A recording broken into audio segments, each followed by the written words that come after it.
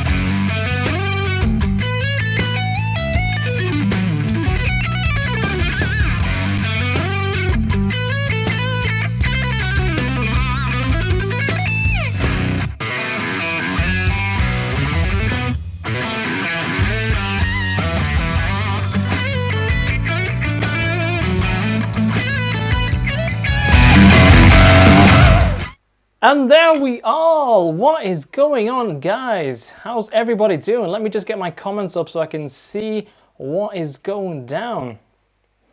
We've got thumbs up, alright. So I don't think we should waste a lot of time. I think we should just go straight in with the track. But before we do that, let me just jump onto a clean sound.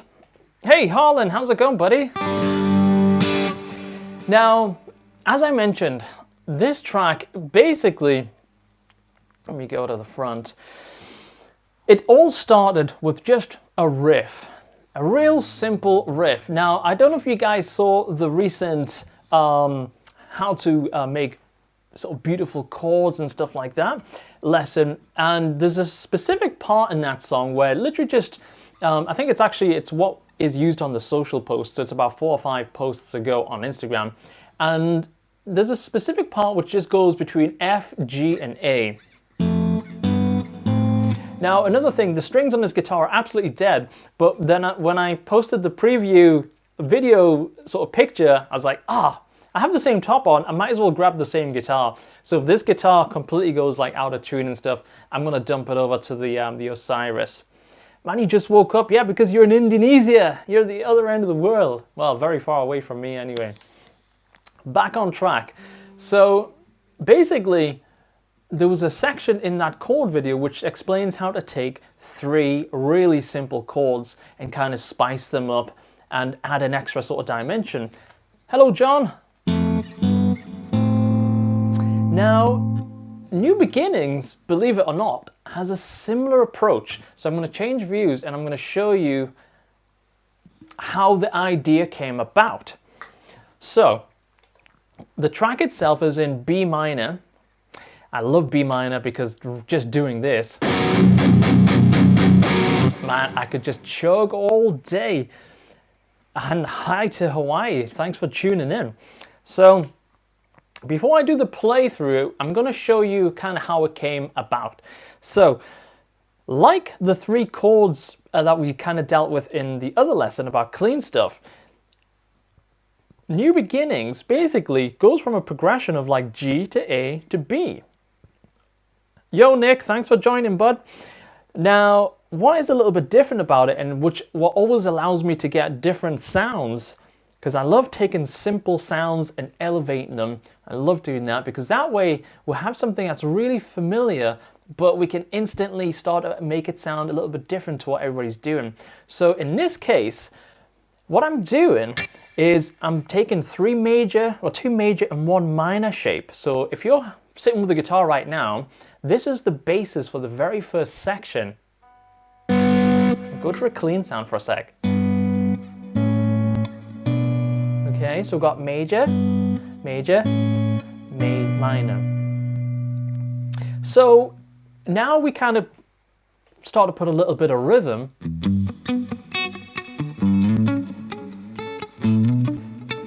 You know, it's that kind of vibe. Now that's not exactly the notes, but that is exactly the same is the major, major, minor. So to take something like that and then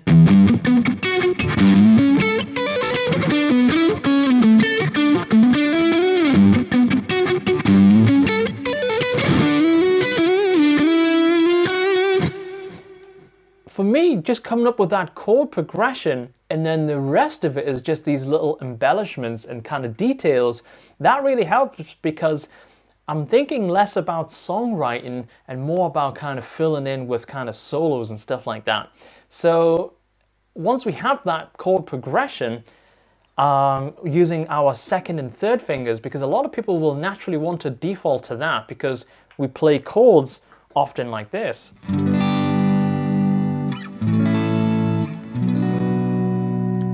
But I often like to do things with like 2 and 3 because then we have this first finger that's available to play right behind the notes. So I think, hey Richard.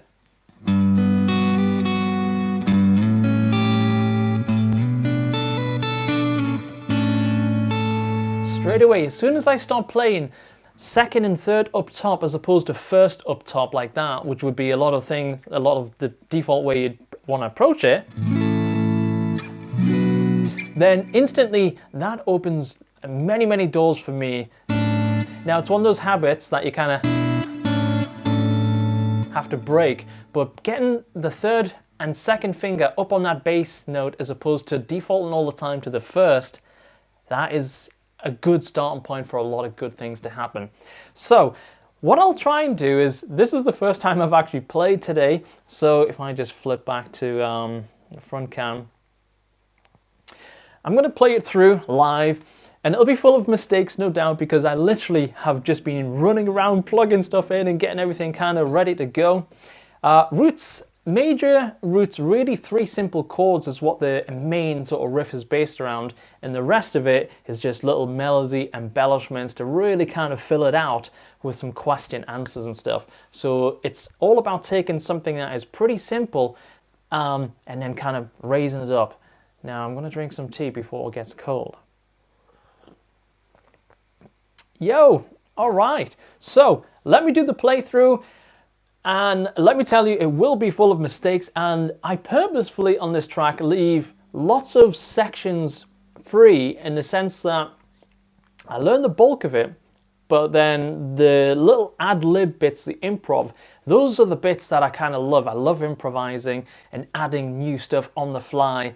And I think I live for those kind of moments, you know, reacting, and, you know, every time you play it, you might do a certain bit a little bit different. So I purposefully leave little sort of sections where I don't truly learn it exactly like the record. And that is something that I love, because that sort of fly by the seat of your pants is just such a fun feeling. Some people don't like it, but I love that sort of feeling. So absolutely, Jax. What I'll do is, I think we have Gareth on the account as well today. So at the end, we'll do a Q&A, and then we can go through and get all of these questions answered. And maybe Gareth could actually WhatsApp the questions over to me, and that way I'll not miss any of you guys' important questions. So let me roll the track, and we'll see how bad it's going to sound, eh? Don't forget, you will have exactly this backing track. So if you haven't already received the link, you should have it. Just go download it and you should be all good. So I'm going to flip this camera down to a different view. I'm going to launch on this one so you guys get 2 views. Maybe that one of the right hand and that one on the kind of left. Yeah, all right. I'm going to kill the mic for a second and we'll just run through it. Let's do this. Because then you'll hear me screaming as I make all the bum notes, right?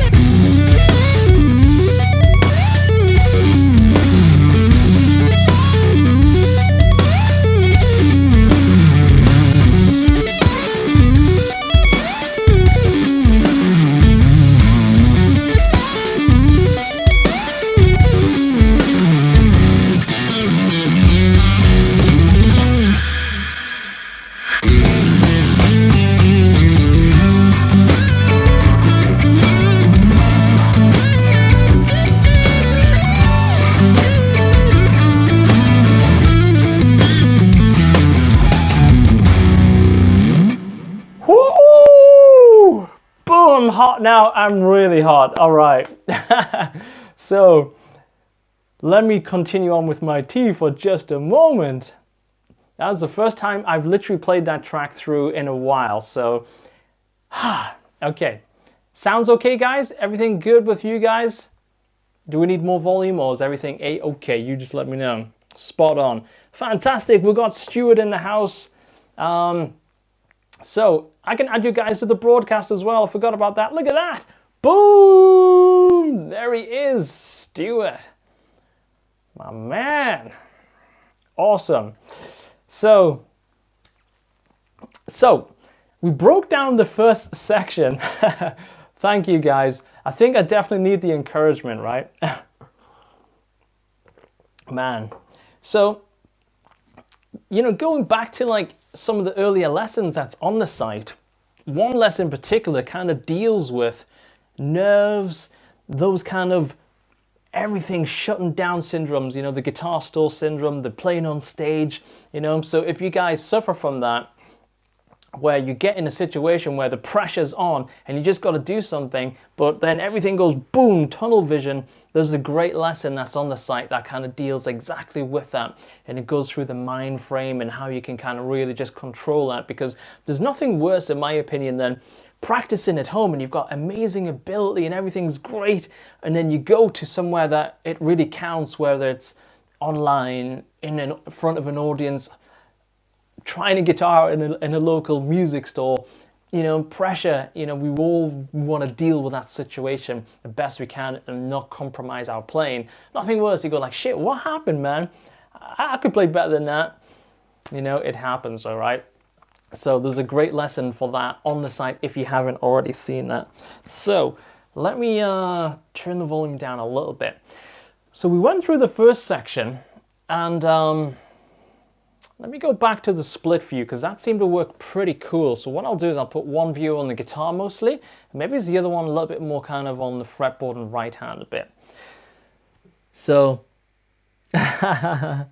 right now, actually, I'm not using a Neural DSP plugin. I'm actually using the plugin Alliance Friedman, because the sound that I used on the record, which was a fractal, it was a fractal plexi sound, and I love plexi sounds, and the reason I love plexi sound is they have that really spongy, saturated but not overly distorted characteristic. So you hear how sort of spongy that sounds?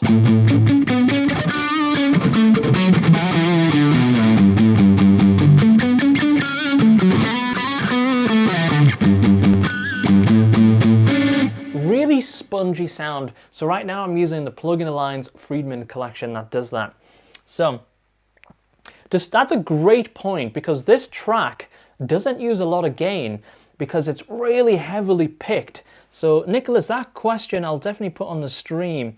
That's an awesome question. How much distortion are you using on your setup? So right now, if I was to chug on a chord,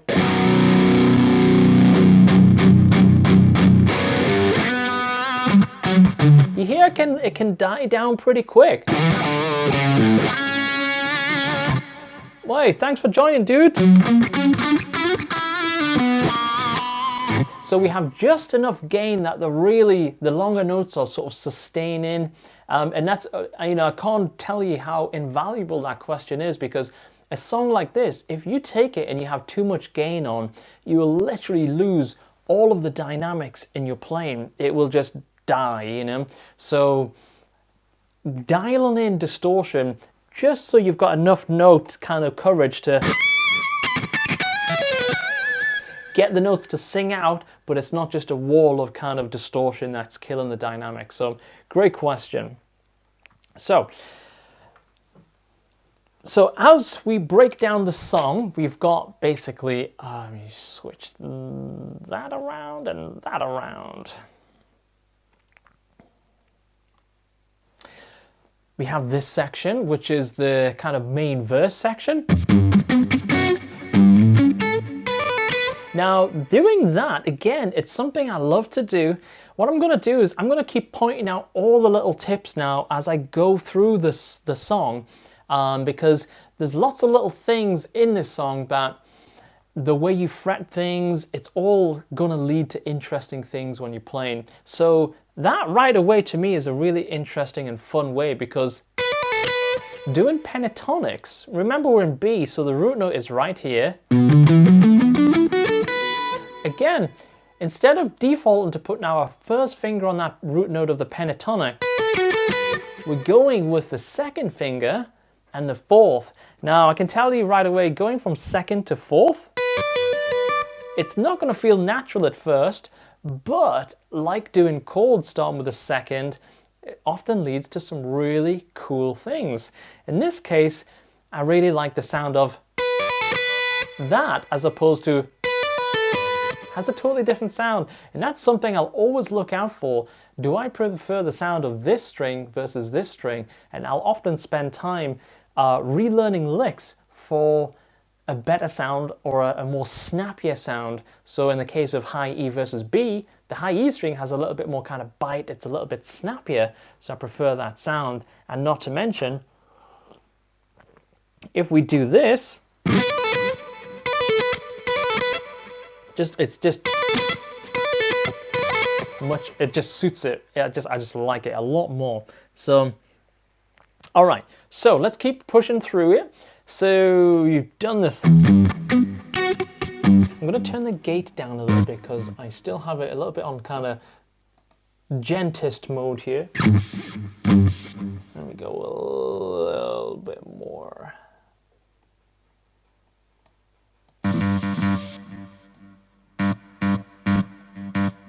Yeah, we'll just kind of ease that gate off a little bit. And then right there, we snap into our default pentatonic position. So, really simple. So let's go over that again.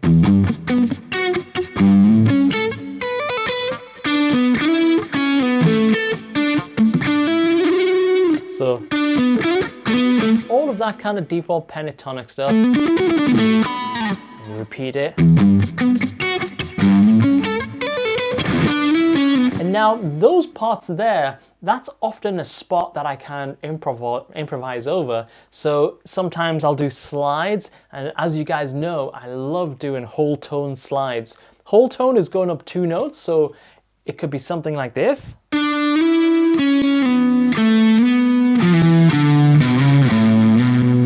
So you'll hear that type of playing a lot in the McRocklin Hut stuff.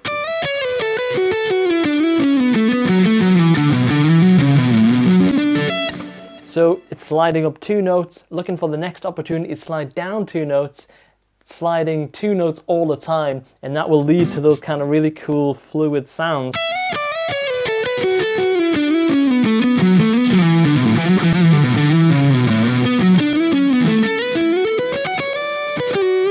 Etc. So really, really fun sort of sound. So those kind of spots between often are a great point that I really like to kind of improvise. Really going for that muted sound as well, so our right hand is right on those strings in the bridge. If we didn't really mute the sound, you know, it just doesn't have the same vibe. So lowish gain, muted sound. And then it goes to the next section, which is kind of verse 2, if you like, which is a big slide up. So the notes for that section is the F sharp to the G, and then 3rd string, the G string, to the B, A to the B. So we're going F sharp to the G, A to the B. And then we slide up to that G on the 12th fret. So let's try that now if you guys are sitting with a guitar. Now, props if you have a trem, because that's a time that you can really go for that flutter. Sometimes I'll just bash the bridge. Yeah, do that flutter. Yeah, I'll definitely get that signal chain on the rest of the questions in a bit. It's really simple, actually, right now. It's just literally hitting the software, bit of reverb and delay, and that's it. A little noise gate after the amp, and that is it. So we've got that section, but then it kind of gets into something a little bit more interesting with bigger intervals.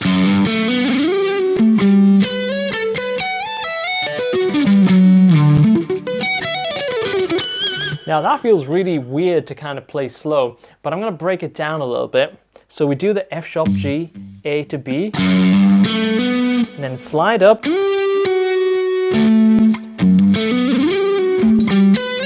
So we then go third to the first finger on the 10th fret A string.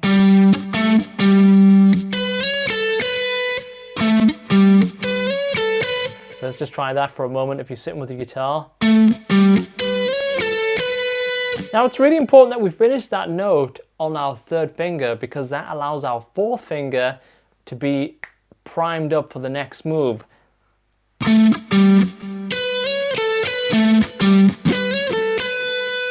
Because the next note that's coming starts on the high E, 14th fret, and it's that F sharp note. So let's try that. Slide up to that A note.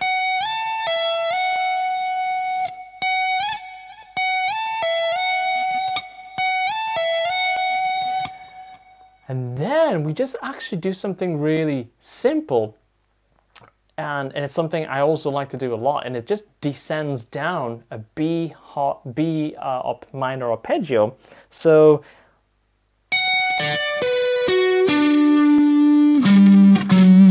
except right at the last second, instead of going to the B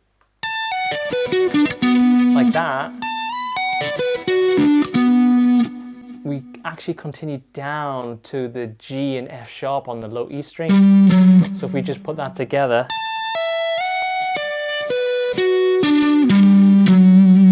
now how I descend down my arpeggios, I'll tell you, is I go 1, 2, 3. Let me jump on a clean for this. And then I cross the second over. So just try that. So 1, 2, 3, 2, and then cross the third over again. So put that together. Now, the reason I like doing it that way is, to me, often when I'm playing arpeggios up high, if I was to go like this, you know, I really kind of feel like this third is banging into that major sounding note. Really difficult. I don't suffer as much going down, but I'll just play you a minor arpeggio as fast as I can with a bar, and then I'll do it in the crossing method, and you'll hear how much cleaner it'll sound. So I'm going to do it first, fast as I can, with the bar.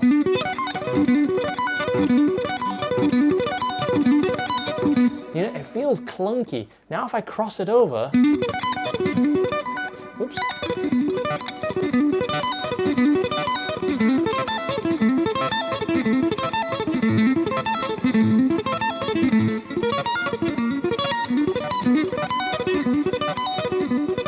Try it with some gain.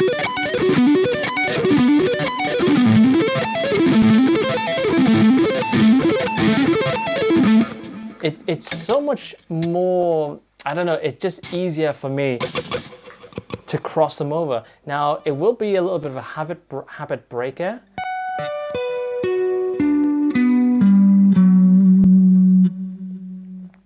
That's okay. We have a great sweep lesson on the site. If you get 5 minutes, dude, head to the site and check out the earlier lesson. It's on sweeping, and it really shows you kind of through the right hands. So I'm worried on time that I'm kind of going too slow on the parts. So I'm going to push through some of these parts and break them down and just kind of give you the tips and insights on all these little movements and stuff. So if we go back, that is the minor shape. And then we pull straight down to that D. Now this is the more like a one note per string sort of arpeggio. Now, because it's one note per string, it has really big interval jumps, and I love that sort of sound. In fact, that's how the main sweep section in this song begins.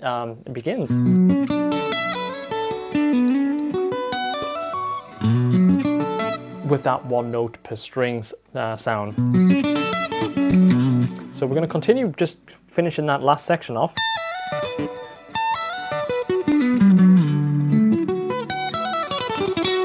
So we go sweep straight down it, and the shape is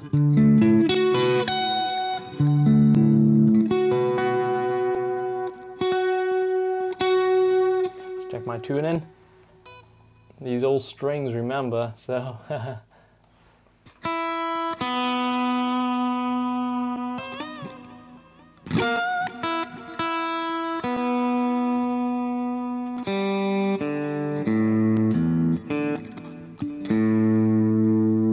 close enough. So we go for that one note per string, and then back into that more kind of more like a pentatonic minor sound.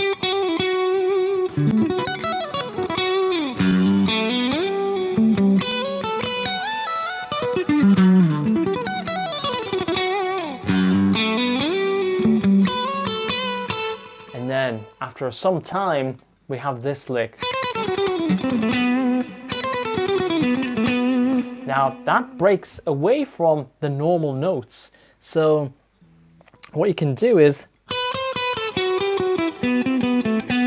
just think of it as a repeating pattern. So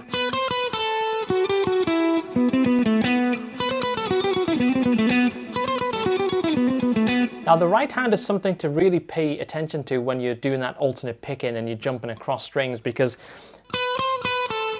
just realize that you're going to start every one on a downstroke. Now if you're going to practice that, I would put an accent on the first note of each note to practice. So you hear that accent on the beginning? That really helps. So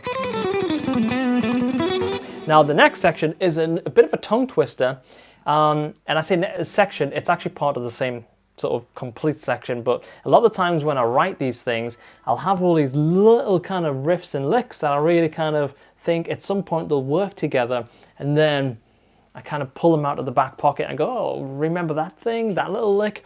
Let's put that together with this lick and we'll come up with something really cool by stringing them all together. So don't be afraid if you kind of have like lots of little interesting things like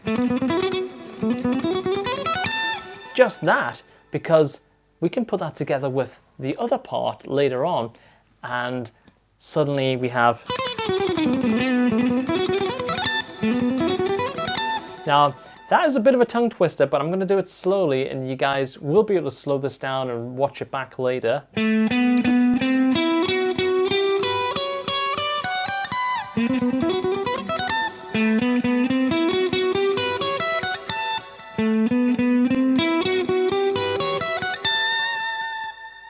Yeah, that's right, that note there.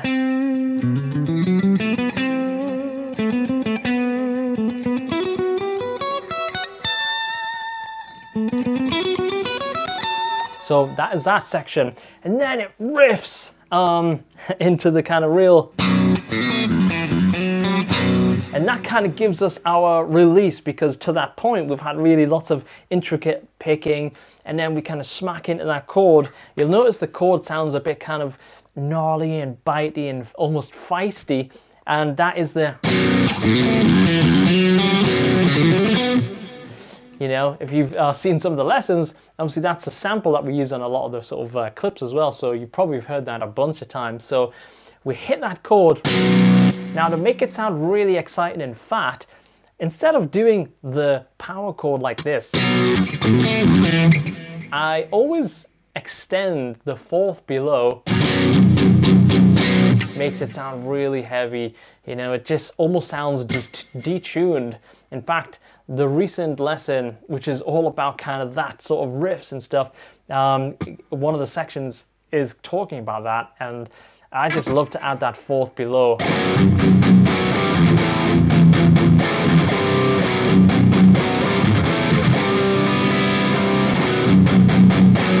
Just bang, and it doesn't really cause any trouble for bassists and stuff like that, because often the fourth below is a very neutral sounding note, so the bass player can just play away and do his normal thing. So we hit that chord, and then we go open.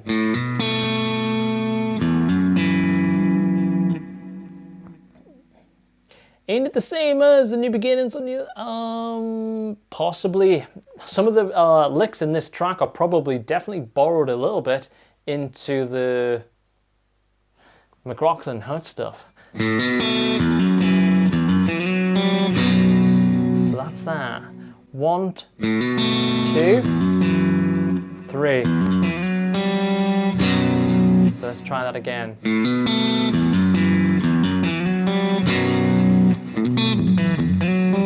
Now with the right hand, traditionally when I first started playing this, I would always just pick it. But more recently, I tend to use my fingers to pluck the open G. So I'll go, and then pluck the D.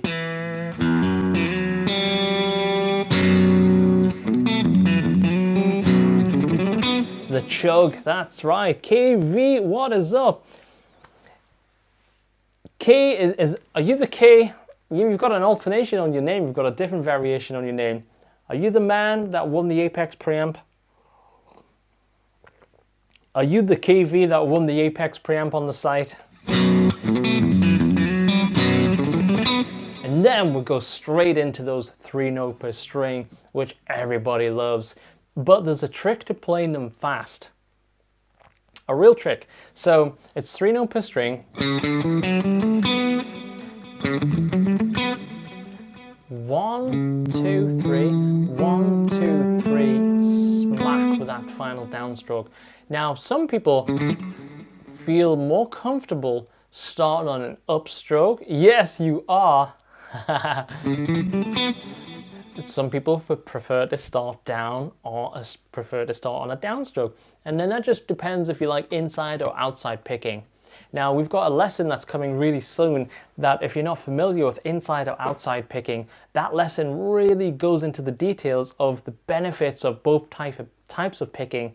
And you might find with one type of picking, it suddenly gets you playing 20-30% more efficiently, but you just weren't aware of the differences. And once you become aware of it, it's like, oh shit, I've just got like this speed boost. It's like, you know, when you get like the flower in Mario and suddenly you're like spitting fire. Once you come to the realization that you might have a preference for inside or outside picking, it's like that powerful. So stay tuned for that lesson coming soon. I think that's going to be a good one. Hutch is actually going to do a cool lesson actually on that. Slant picking, all different picking angles, because it's something that I do a lot. And lights on, exactly, Graham. Yeah, it's a great thing once that you kind of get that discovered. But in this case, we're going to start on a downstroke, so that would be outside picking.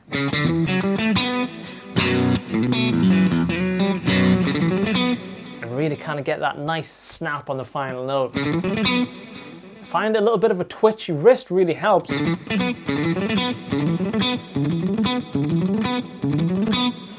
Mario, exactly. That's right, Harlan.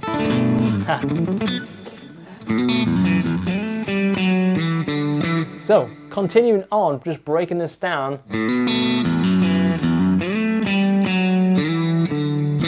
So that's kind of a repeat of the second time, but a little bit more of an answer.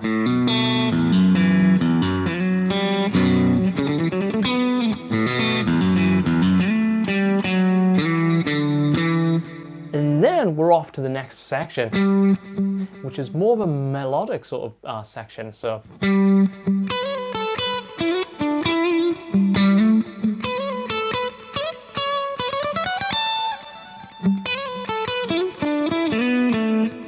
And then that is the time that I normally improvise. So if I just play that up to speed, some hybrid picket indeed. Oops, give me some gain.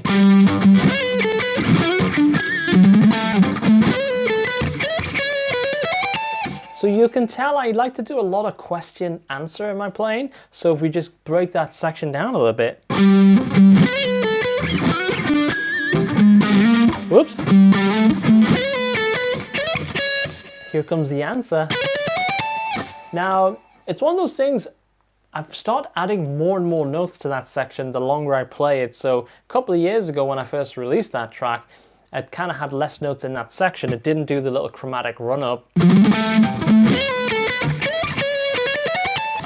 But now I kind of like to do kind of little, variations. And I think a lot of guys do that, just kind of, you just grow out of little sort of things and you add things and you take away things.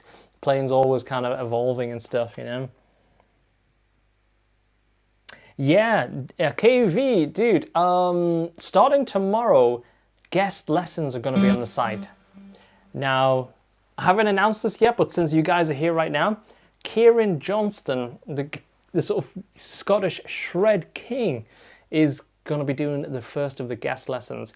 Now, this guy, I don't know how he does it, but he picks and hybrid picks so good. It's unreal. And he just has such a fluent sound as well. He's unbelievable.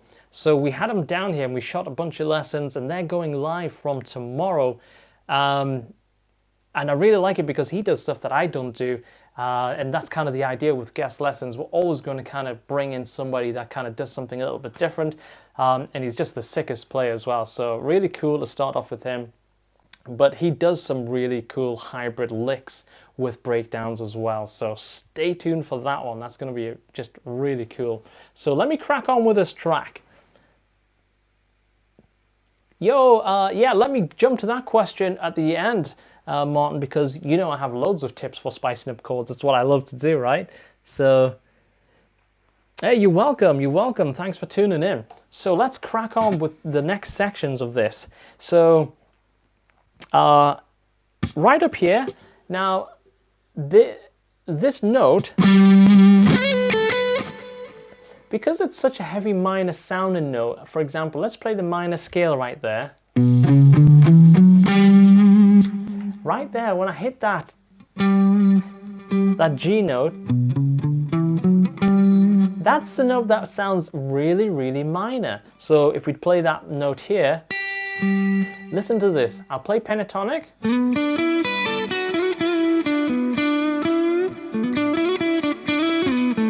Sounds very pentatonic. Now, as soon as I add this G note,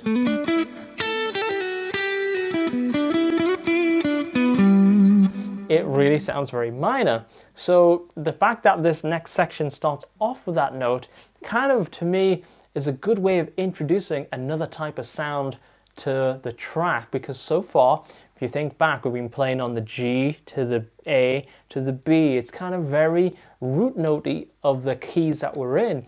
It's not deviating too far away from it. Even the next section,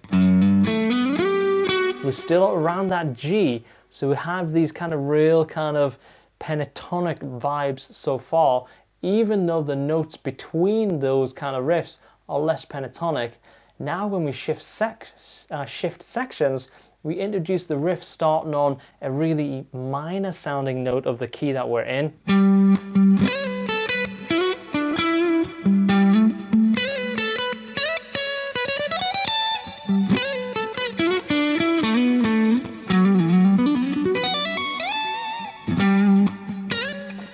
It's really that type of thing.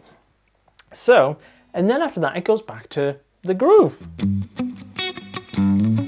So let me just play it as a recap with everything together to that point with a gain on. And now that we've broken it down a little bit, when we listen to those sections, we'll be able to identify a little bit what's going on.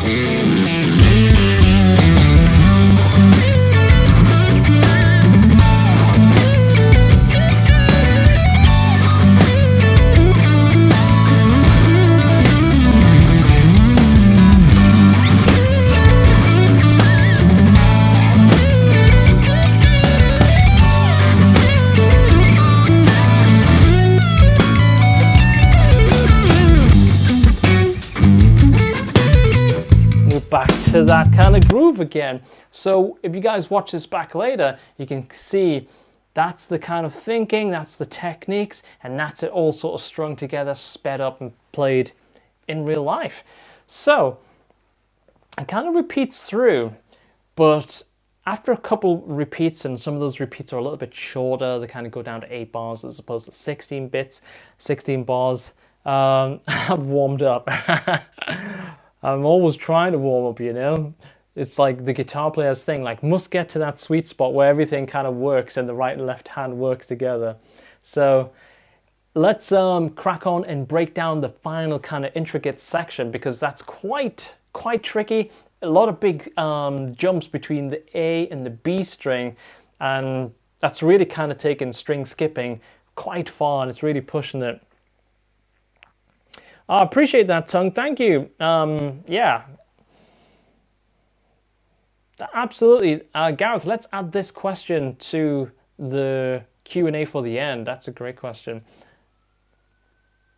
And there's a couple of things you can do that's really easy to add that type of playing to your playing, or that type of approach to your playing. So let me just continue on with the next part of this track. Let me move it forward.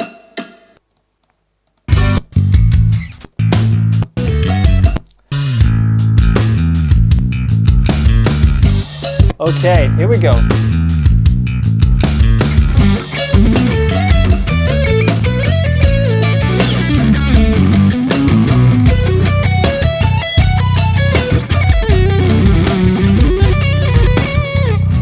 So before we even go into that next section, there's a lot of big, nasty string skipping parts going down there. And it's tricky if you're not warmed up and you're feeling loose and stuff. So I'm going to just play it slowly with a clean sound.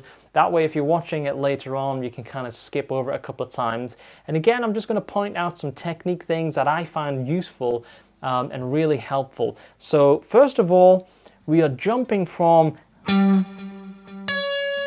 that note to that note. So now I do those both with a downstroke, because when we first play those notes, there's no need to kind of alternate pick them or anything like that. It's just, it just jumps back and forwards. So no real need to do anything crazy at that point. So that's the opening sequence.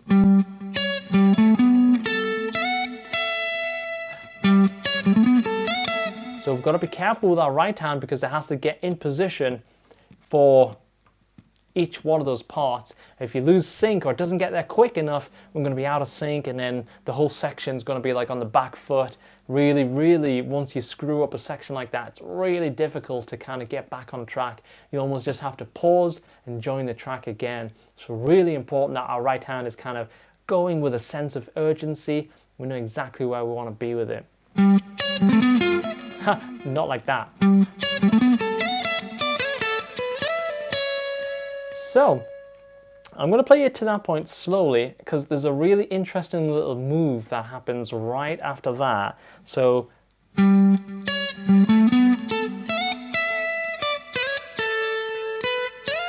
oops. This first finger holds on to that note, but then it slides down to the 10th fret and drops down simultaneously. And the reason is I want to play this D note. Now remember, I wanted to, when I was writing this sequence, it was a right like complete pain in the arse, because I wanted a certain note combination, but the only way to do it fast was to do it with this technique. So it's one of those things that's quite difficult to play slow, but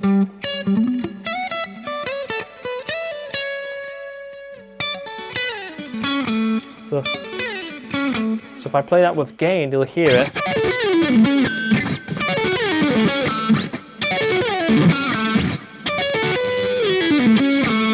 So what happens is when we do that slide, we get to that D note on the bottom just by tilting the finger down. And the cool thing by doing that is when we come back up after we hammer on this 4th note on the C sharp note, we can just tilt it back because we haven't refretted the whole note. So for example, if I went, like I lifted the note off and I played it with the tip of my note like you would normally play a note, it would mean this kind of reseating thing, and it would lose the fluent sound. So in this way of doing it, just by dropping the kind of anchor, our little bar is kind of ready there. So let me just play that section slow, and then again you can catch it later.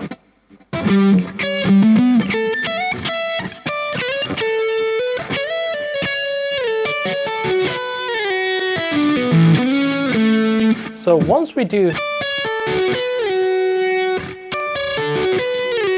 so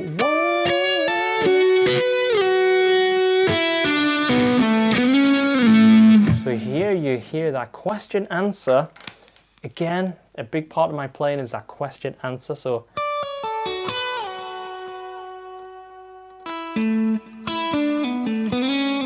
we go from the 3, 1, 3, slide with the first.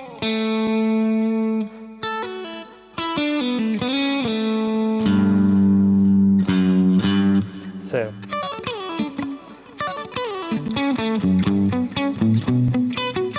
now that section, it's a real pain in the backside as well. So I'm going to just play it again at pace, and then you guys can have a slower version of it as well. So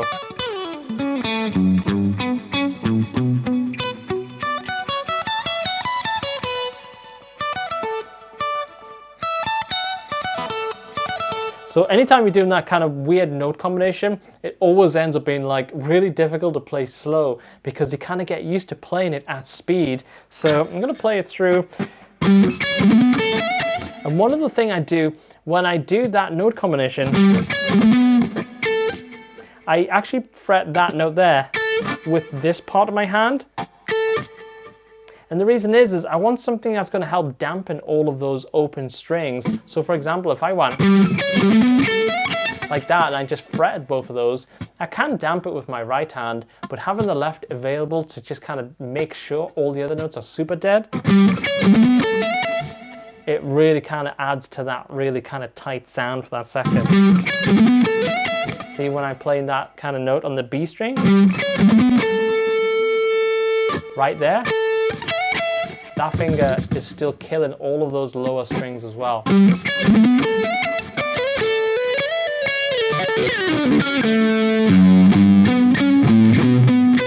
So we have B octave, 3 octaves.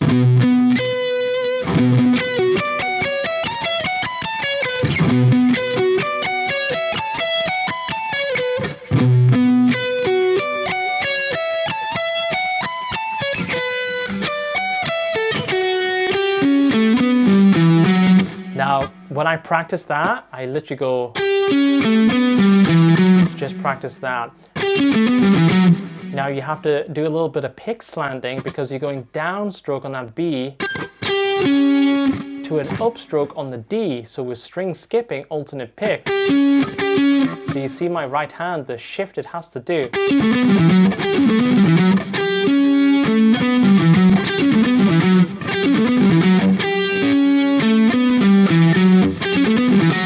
So always be aware, kind of what the right hand needs to do, because the right hand helping out will lead to so many better possibilities for note picking, because with a little shift in angle, we can open up other options. Couldn't do that any other way, I don't think, as opposed to that. And then to finish that section off,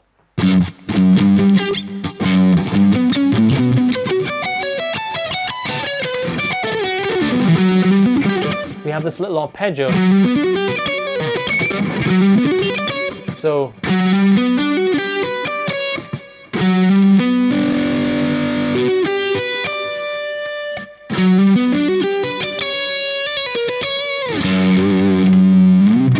and then we go to some more root sort of notes of the keys, back into that sort of vibe.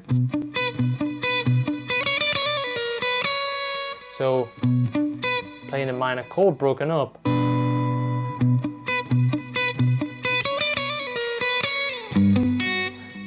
go to the major answer with a, again, change that sound up a little bit with that. And then we do that combination, and that really has a whole tone type of sound. Really kind of complements that riff so far. Hey, what's up, Roland? So let me just play that section.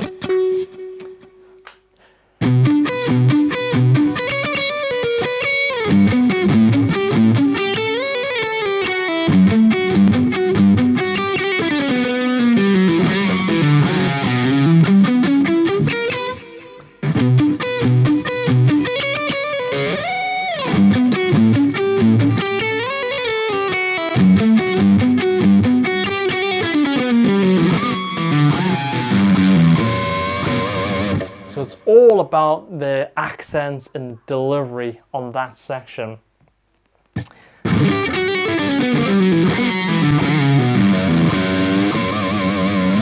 And then we hit that big key change, which goes from B to C sharp. And what's really cool about that is the chords underneath that.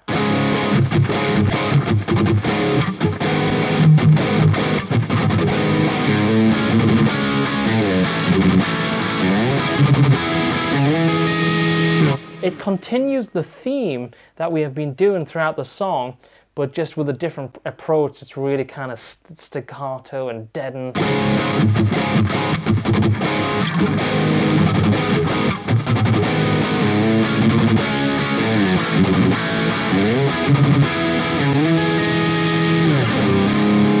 So the solo that goes with that, I'm gonna show you.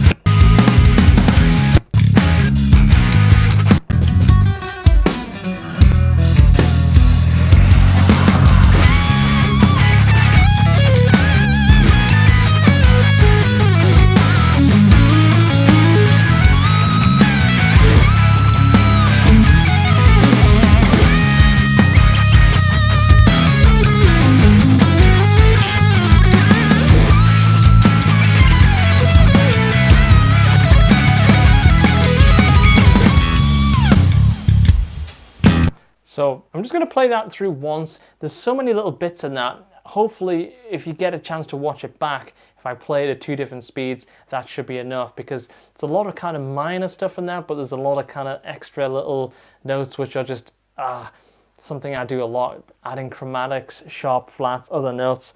So I'm going to play it kind of close to real-time speed.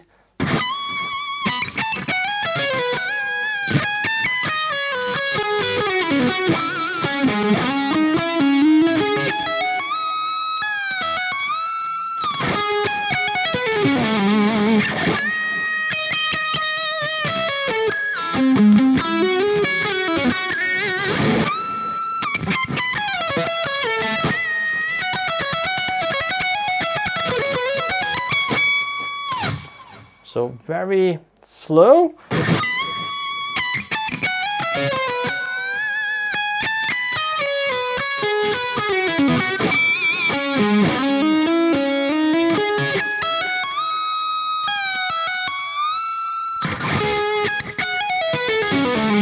Bit of string skipping.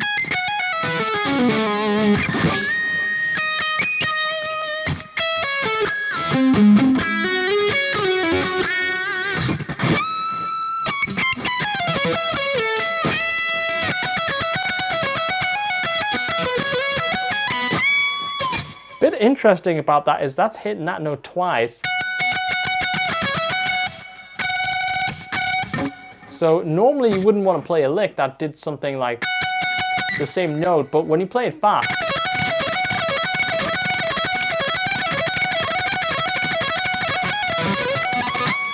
it has a really interesting sound because effectively it's playing the same note.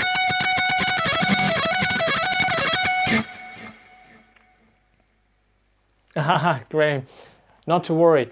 There is also a great lesson, honestly, called Unlocking the Fretboard, which just a lot of the stuff that I'm doing here in terms of being fluent in different parts of the neck is covered in the unlocking fretboard. So honestly, next time you've got a nice cup of tea or a coffee, muffin, check out that lesson.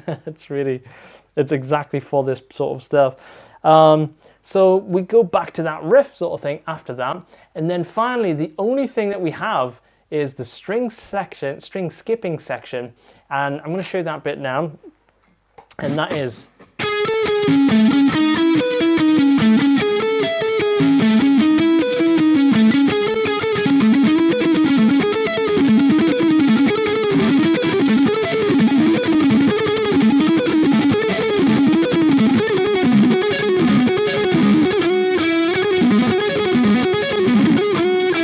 So two different sections. Now that I'm warmed up, that string skipping is so much easier than the first time I played it through. The first time I played it through, I was alternating the finger positions to give me the fastest chance of playing it, because playing it over and over and over with like the same fingering was like burning it out.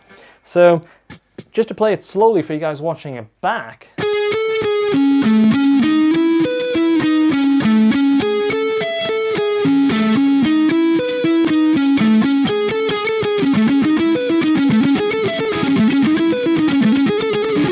That's the pattern.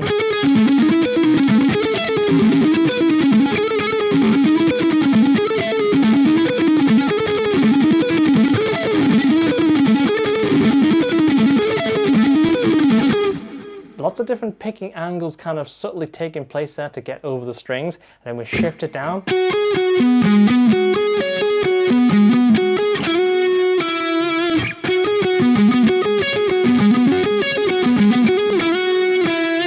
Now, moving on. Now, this is like those old patterns from back in the day when you used to go like this. All of that sort of stuff, where you basically go down a number of notes and then you come back.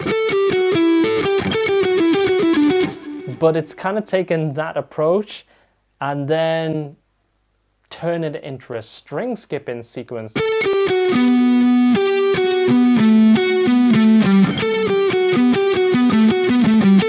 Now, if you're feeling tired when you're playing that, you can hammer that fourth finger on.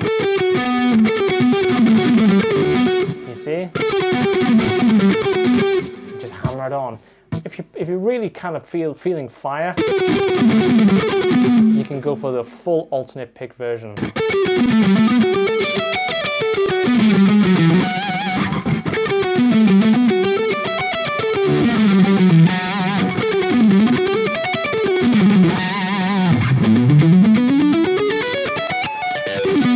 So, the final pentatonic run at the end.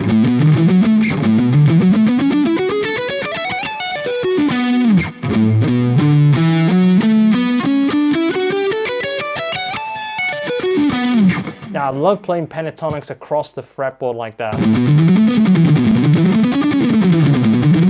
because it's just such a, I don't know, like pentatonics, like this are fine, but like this, I love that three note per string pentatonic vibe.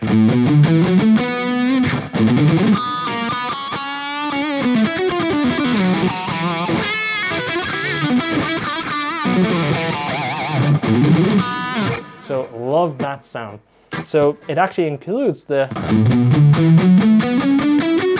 but when we go to the D and G string, it switches to minor.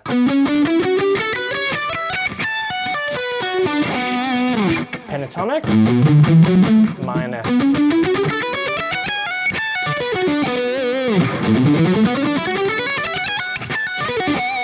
And then finally, the very last part of the track is the one note per string starting sweep section, which is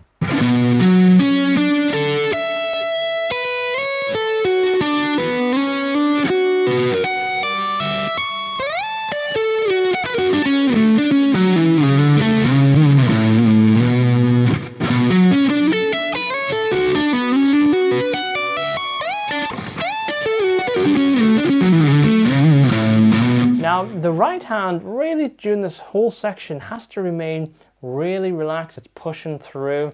We don't want any stress, and it's a really tricky section to play, but you want to get to the point where it's just about the dynamics and the slides and the detail, as opposed to like, oh, it's really difficult. So you can practice the stretch bit, because that is the hardest bit. This bit here, think of it as 2 chords. 1, 2, 3, 1, 3, 4, 1, 3, 4, 1, 3, 4. Now let's sweep that up and down. So if you're practicing this later, you can go.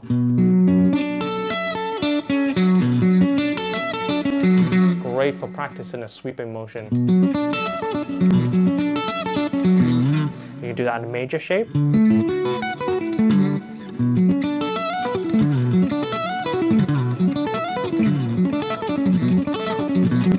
Now it's always more difficult to do 1 note per string sweeps like that, but great to have it in this sort of repertoire. So I'm going to play that whole section really slow, and then we're going to cap it up and get into the questions and answers. So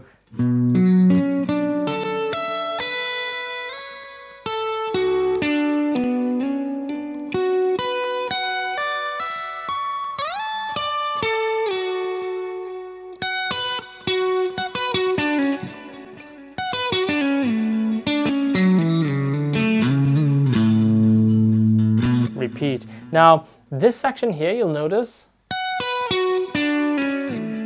we do the same technique as what we did earlier in the track. We've fretted this note on the D string, and when we go to the G string, we just simply drop it down, because we're going to need that D note in a second. So instead of refretting like this, we just drop it.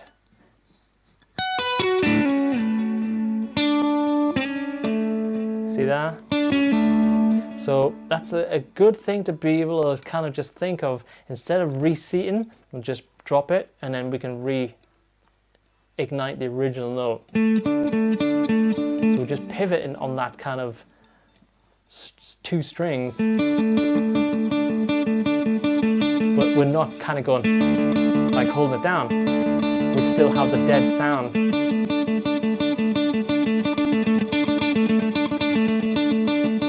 Great technique. Awesome. So I understand that was a lot to kind of take in. The whole track, it's just, there's a lot of stuff going on it, but we should call it a toggle. So let me go to all of the questions that I've no doubt missed. Hopefully that we're starting to see coming in from our man Gareth. Yo, Gareth. And let me change back to the main front, and we'll go through some of these questions. All right. What are the pedals using the signal chain? So back on the signal chain right now, I'm literally going into my line selector on the floor, which is the Boss LS2. And that just changes the paths. Both inputs go into the audio interface, into Ableton. And right now on my main gain channel, we have the Friedman BE100. Love that. Right before the signal is the noise gate, which is just the default Ableton noise gate. You can see that I was previously using the Neural DSP Omega, but for this particular track it's not in use. And the reason is I really like the Plugin Alliance Friedman. It's a plexi-like spongy gain amp, great sounding plugin. And then after that I just have a delay and a reverb, and that is it. Apart from my EQ, EQ's not doing a lot, but if you think about it, one mistake that people use with software amp sims is they leave them like massive full frequencies. A real amp in a real room with a 10 or 12 inch cab, it doesn't have this huge frequency. It maybe rolls off at like 150 hertz on the bottom end, goes up to about 7 or 8 kilohertz on the top. So that's what that is doing. You can see that slope and the slope. That's killing some of those unwanted frequencies. Little dip in the lower mids, little dip in the high mids, just to kill some of those digital sounding sort of stuff. Plugin Alliance stuff doesn't really suffer from that. So let's move on. How should you hold a pick? Yeah, that's a good question, and that is covered in some of the lessons, because how should you hold a pick? It's like it really depends on what you're doing at the time. But as a general rule, let me just go to my hand cam. As a general rule, that's how I'm holding it most of the time. So we've got just enough pick coming out, and I'm using the Dunlop flow, and we've just got enough pick coming out of the hand that we can make precise sort of fencing movements across the strings. But we still have a good grip on it, and it's always nice and relaxed, at the same time. So, views on positive. I actually did some videos for bias effects, and it came out really good. I don't use it currently, but I do like them. It's certainly, if you have it, then it's a good option. You can get some great tones, Tips on spicing chords up. So for me, changing the way that you play chords that you're already familiar with is a great way of starting with that one. So whether it's taking an F sharp minor and deconstructing it a little bit, and say, right, I'm not going to play it like that. I'm going to literally play these notes. So I'm not going to play the F sharp on the top. I'm going to just play these notes and kind of leave the rest of the chord intact. And I love kind of just moving one note around to vary it.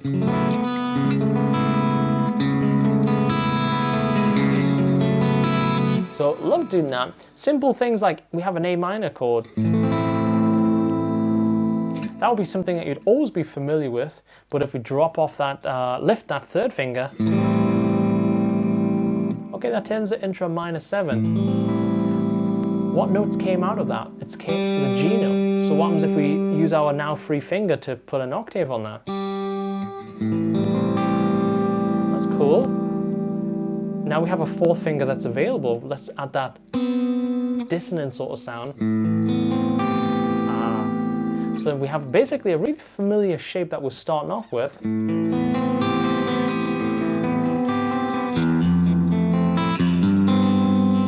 But we're able to kind of spice it up, if you like, just by removing and adding other notes.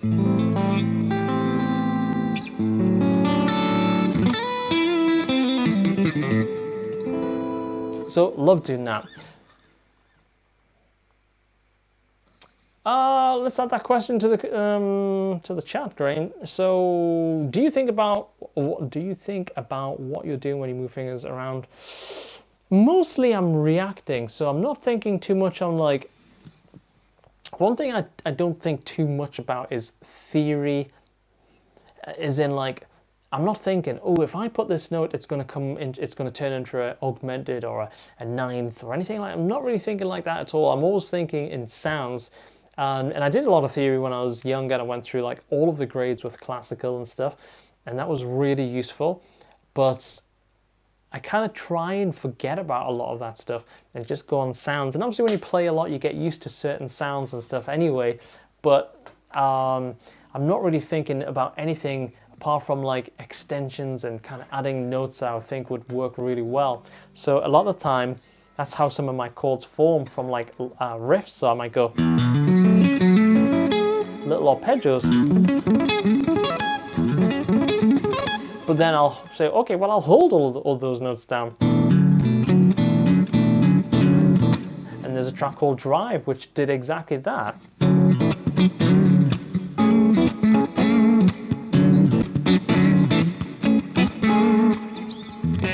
So it's kind of, it's a little bit of a mix-up of like just kind of adding extra notes and different kind of details to existing chords, but also just continuously reusing different fingers and re-fretting fingers as well.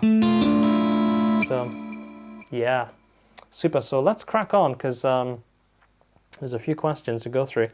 Have you ever tried playing left-handed? Nobody likes that feeling. I have, just for the fun, but I couldn't do it. I'm not like sort of ambidextrous or anything like that. But feel more comfortable playing left, so I can play both ways. Well, good on you for being able to play both ways. I can't. I don't want to even try that. So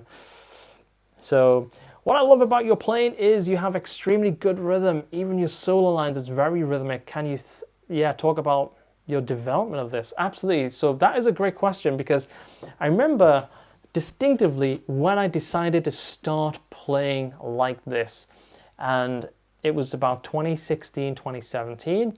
It was not long after I returned to playing guitar after a massive break from guitar playing. When I was a younger kid playing, I used to play with a lot of gain on, a fair amount of gain. I'd have a Marshall, I'd have an overdrive in front of it, and there was a lot more gain than I play on these days. And then I took a huge amount of time off from playing and returned to the guitar in 2016.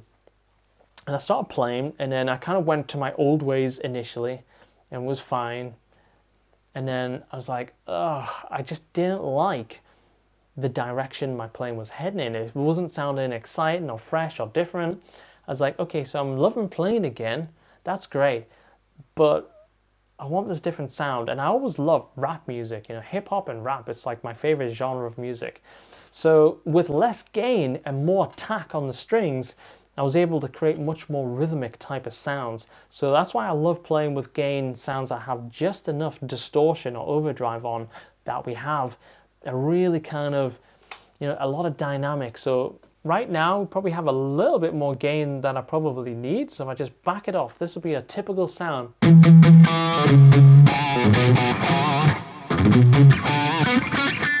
So I can really lay hard into some notes.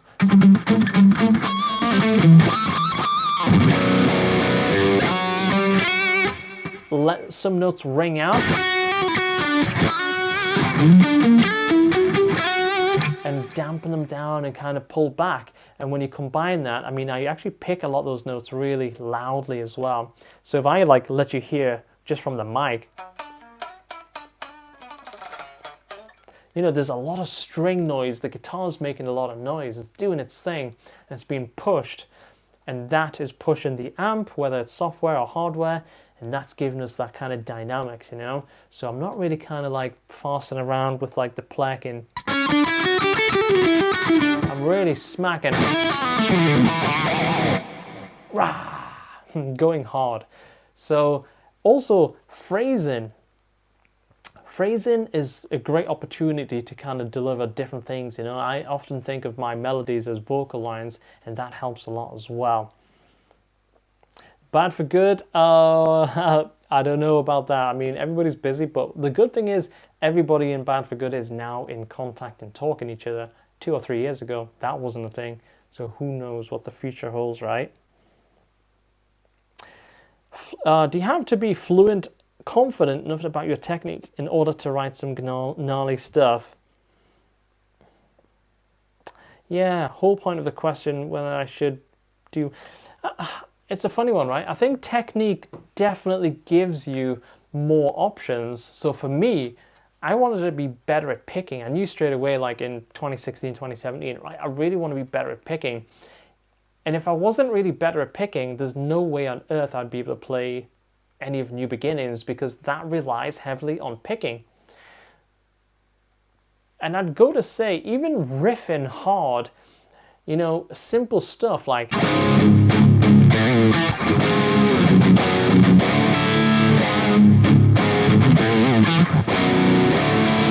something like that, just made it up on the spot, but without the right technique.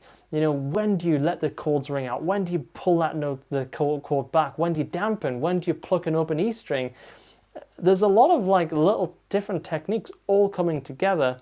So I think all in all, it's good to have techniques, but sometimes people can become obsessed in techniques and can't write a song or construct a really cool solo. So it's a difficult one, but technique overall definitely helps. Finger power on the left hand to be able to fret things nicely, have the best ringing out notes. All of that stuff requires technique, but you can write a great song, probably the best song in the world, with very little technique. But I guess if you're watching this, you might be more of the proggy, progressive sort of stuff, lead, whatever it might be, etc. How do you take a song structure and shred over it? My mind is blown by your note choice.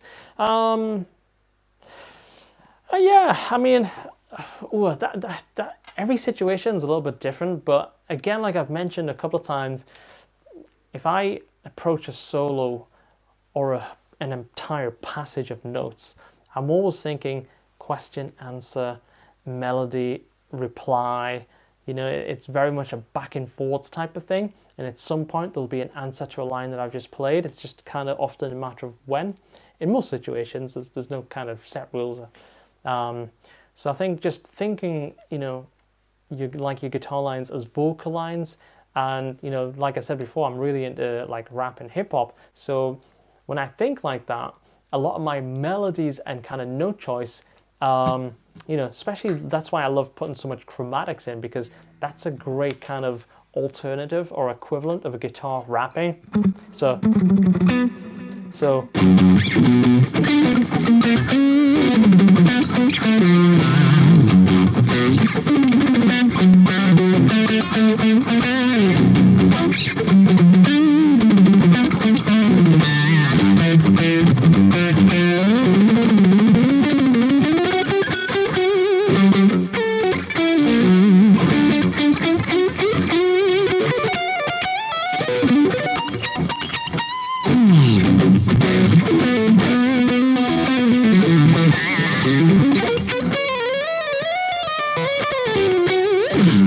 just freestyling all the time and reacting to the previous line all the time, you know. So that's something I like to do a lot.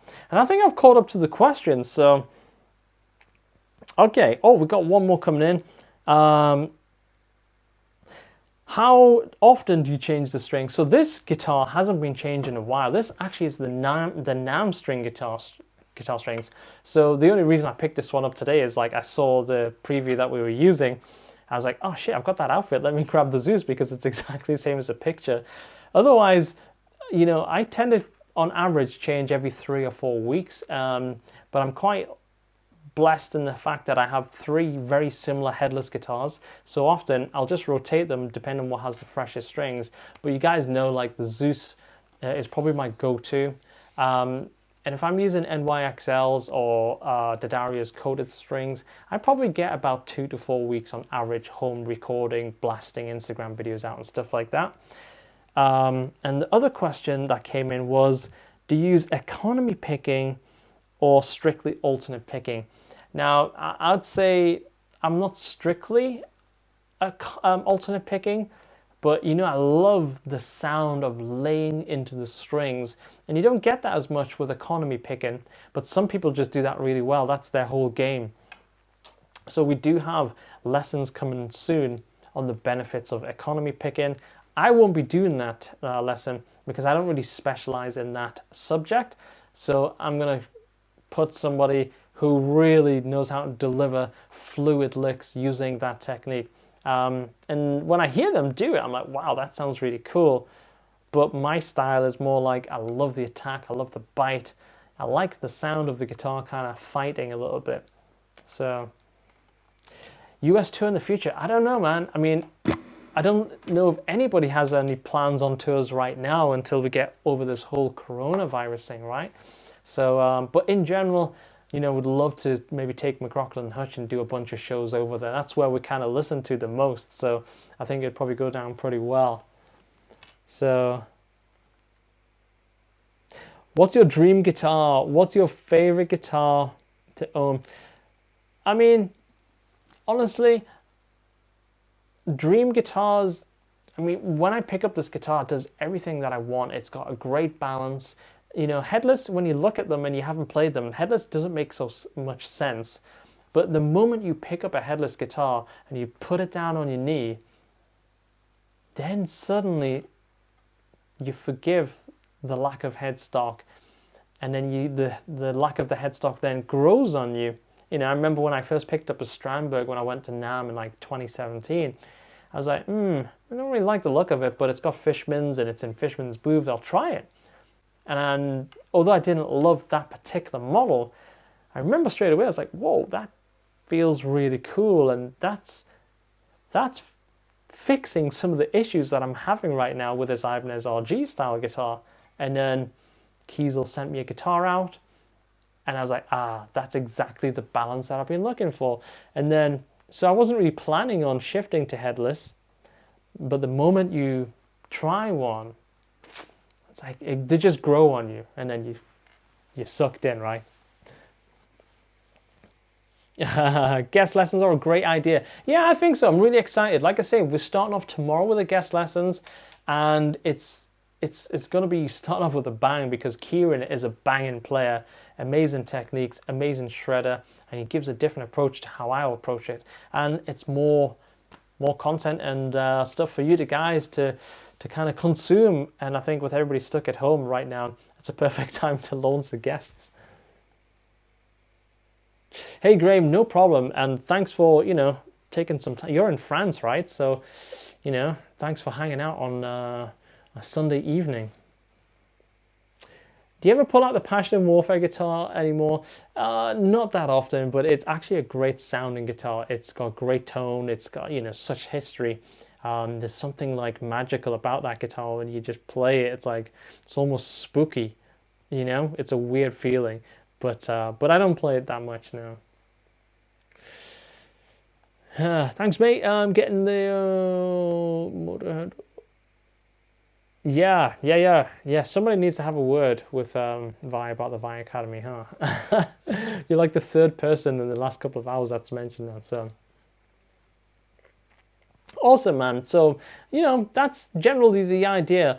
When the lesson goes out, or a masterclass happens, we cover a large range of topics. And if you grab one or two things from this entire session and you implement it in your playing and it makes that much difference, that's great, That's what we all want to do. That's what I do when I see somebody, I'll see somebody really cool playing. I'll see all of their repertoire, and it's always that one or two things, It's like going through, looking on like Netflix and tons of stuff, tons of through, and then there's like one or two, that's the deal. Awesome. Well, let's go with 2 or 3 more final questions, guys, because I appreciate it's late on a Sunday night. I'm good. I'll just roll all night. You've seen some of my Instagram lives. I'll just keep talking. But let's go with 2 or 3 more questions, and then we'll kind of wrap it up, guys. So thank you. Always learning from your classes. That's awesome. If you guys are watching this stream and you haven't already taken a free trial, or you've previously tried the site when we first launched, honestly, go back, give it another shot. We've made so many improvements and added so much content over the last couple of months. Awesome. So I think you'll really dig it. Strings you use, I use D'Addario NYXLs or D'Addario XTs, both great strings. I'm leaning a little bit more towards the coated strings recently. But I play 9 to 42. That's my gauge. Tom, thanks for joining, man. I really appreciate it. Thanks for hanging out. Do you ever try 4th tuning? No. I'm probably going to experiment with different tuning at some point soon. I say that. I'm like 440. Just, when I want different sounds, I go to the fingers and do the different sounds like that. But I appreciate some people, especially with acoustics, can make some amazing stuff when they are tuning in certain tunings. I like the Cobalts from Ernie Ball. Yeah, I tried the Cobalts, and I kind of, they were pretty cool when I tried those when they first came out on the scene. Oh, okay, you're having an issue with your card payment. Okay, I tried buying the trial, but they're not accepting my card as I tried one with you still. Well, that's unusual. It's very rarely that happens, but I guess it could be your bank just being a little bit kind of protective. It doesn't happen often, but if you get a chance to send an email to info@schoolofmcrock.com, we'll do our best to kind of address that for you. We'd love you on the platform. Really would love that. Richard, have a great evening and thanks more. So let's go with one more question, guys, and then let's do out. So I might even play New Beginnings entirely one more time because, why not? Oh, okay. Well, we will make a note of that, dude, and we'll come right back. So you're learning so much from the Q&A. That's awesome. Thank you, mate. Appreciate that. I only use one tuning, which is standard tuning. Regular. 440. Favorite songs of yours to play? I'm probably going to go with Square Dreams. It's tricky. It's always going through different parts and stuff. But I just find like the groove to start with. kind of gets me loosened up. And then when I go to the chords, it's kind of ramping up. And then suddenly the track changes and then we go.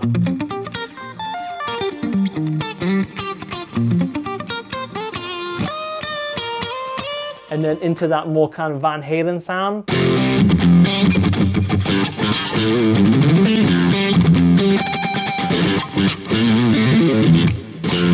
You know, it's just got so much happening and you have to be really on your toes. But that's my favorite track to play.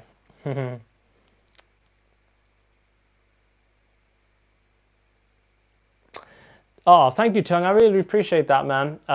You know, we're always trying to get better. So with that said, I'm going to jam the track out one more time. Went to the other view. So with that said, I'm going to jam the track out one more time. And again, thank you guys for taking out some time. I hope you stay safe and your families stay safe and you keep those hands clean. If you've got any questions, DM me over on Instagram. Any questions about the platform, the lessons, anything you want to know, just give me a shout on Instagram at McRocklin, and I'll be more than happy to answer any of your questions. And again, thanks for hanging out, guys. It really is very cool, and I hope you've picked up a couple of things today. And we'll figure out a way that we can get this saved so you guys can watch it later on, and it'll be cool. So with that said, I'm going to play the track out, and I will catch you guys very soon.